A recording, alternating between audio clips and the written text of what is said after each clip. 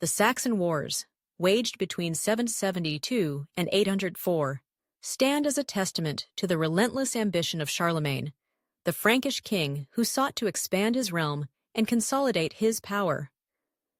At the heart of this conflict lay not just the desire for territorial expansion, but also an ideological battle. The imposition of Christianity upon the pagan Saxons, led by their formidable chieftain, Widukind. This clash of cultures, beliefs, and ambitions would shape the course of European history. Charlemagne, crowned emperor of the Romans in 800, was an astute military strategist and a devout Christian.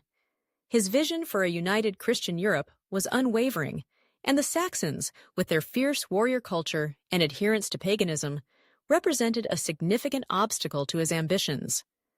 The Saxons, residing in what is now northern Germany, were known for their resistance to external control and their deep-rooted traditions.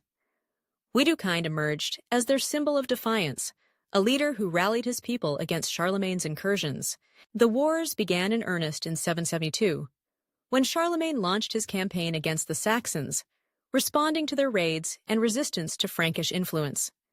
The initial battles were marked by brutal confrontations, with the Franks employing their superior cavalry tactics against the Saxon infantry.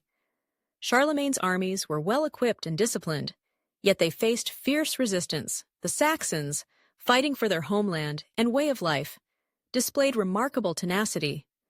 Widukind's leadership inspired his warriors to stand firm against the invaders, making the conflict not merely a military struggle, but a fight for cultural survival. The turning point in the Saxon Wars came with the siege of the Saxon fortress of Verden in 782. After a series of skirmishes, Charlemagne captured the stronghold and executed over 4,000 Saxon prisoners, a brutal act meant to instill fear and demonstrate the consequences of rebellion. This massacre, however, did not quell Saxon resistance. Instead, it deepened their resolve.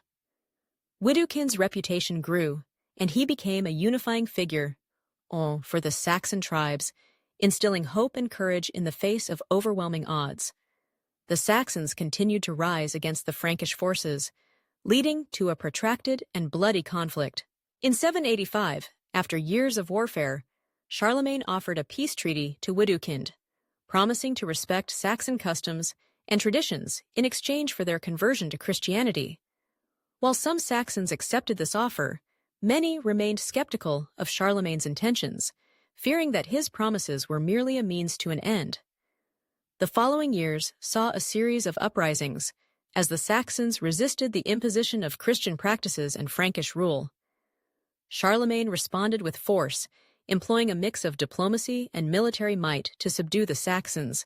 The culmination of the Saxon Wars came in 804, when Charlemagne finally succeeded in integrating the Saxons into his empire.